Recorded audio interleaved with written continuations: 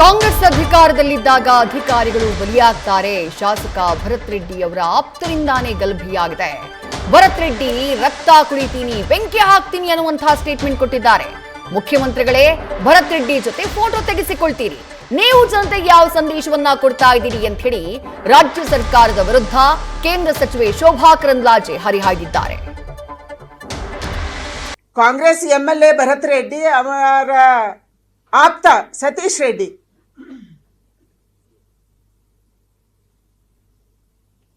ಒಬ್ಬ ಶಾಸಕನ ಮನೆ ಮುಂದೆ ಹೋಗಿ ಕೂತ್ಕೊಂಡು ಚೇರ್ ಮೇಲೆ ಕೂತ್ಕೊಂಡು ಬ್ಯಾನರ್ ಅನ್ನು ಹಾಕೋದಕ್ಕೆ ಪ್ರಯತ್ನ ಮಾಡ್ತಾರೆ. ಅಲ್ಲಿ ಗಲಭೆ ಆಗುತ್ತೆ, ಕಲ್ಲು ತೂರಾಟ ನಡೆಯುತ್ತೆ, ಬಿಯರ್ ಬಾಟ್ಲುಗಳು, ವಿಸ್ಕಿ ಬಾಟ್ಲುಗಳ ತೂರಾಟ ನಡೆಯುತ್ತೆ.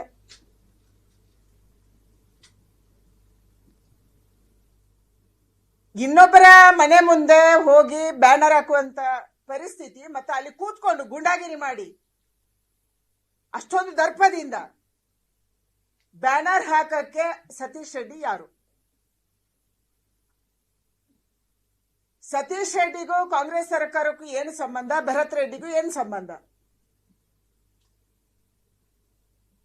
ಸತೀಶ್ ರೆಡ್ಡಿಯ ಗನ್ಮೆನ್ ಆರಿಸಿದ ಗುಂಡಿನಿಂದ ರಾಜಶೇಖರ್ ಅಣ್ಣವರು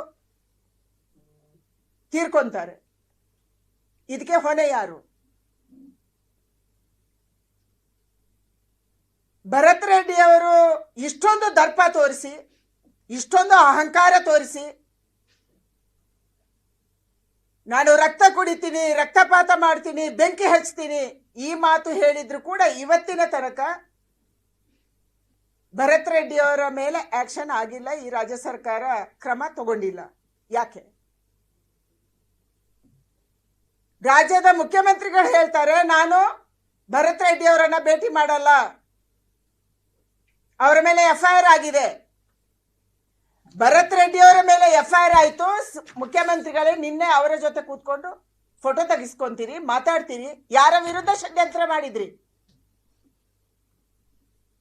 ನಿನ್ನೆ ಭರತ್ ರೆಡ್ಡಿ ಅವರ ಜೊತೆ ಕೂತ್ಕೊಂಡು ಉಸ್ತುವಾರಿ ಸಚಿವರು ಮತ್ತು ನೀವು ಯಾರ ವಿರುದ್ಧ ಷಡ್ಯಂತ್ರ ಮಾಡಿದ್ರಿ? ಈ ಫೋಟೋದ ಅರ್ಥ ಏನು? ಯಾರು ರಕ್ತದ ಹೊಲೆ ಹರಿಸ್ತೀನಿ ಅಂತ ಹೇಳ್ತಾನೆ, ಯಾರು ಬೆಂಕಿ ಹಚ್ತೀನಿ ಅಂತ ಹೇಳ್ತಾರೆ, ಯಾರ ಕಾರಣಕ್ಕಾಗಿ ಒಬ್ಬ ನಿರಪರಾಧಿ ವ್ಯಕ್ತಿ ಸಾಯ್ತಾನೆ, ಒಬ್ಬ SP ಸಸ್ಪೆಂಡ್ ಆಗಿ ಸುಸೈಡ್ ಮಾಡ್ಕೊಳಕ್ ಹೋಗ್ತಾನೆ, ಅಂತ ವ್ಯಕ್ತಿಯ ಜೊತೆ ನಿಮ್ಮ ಸಂಬಂಧ, ನೀವು ಅವರ ರಕ್ಷಣೆ ಮಾಡ್ತಾ ಇರುವಂತ ರೀತಿ ಇದು.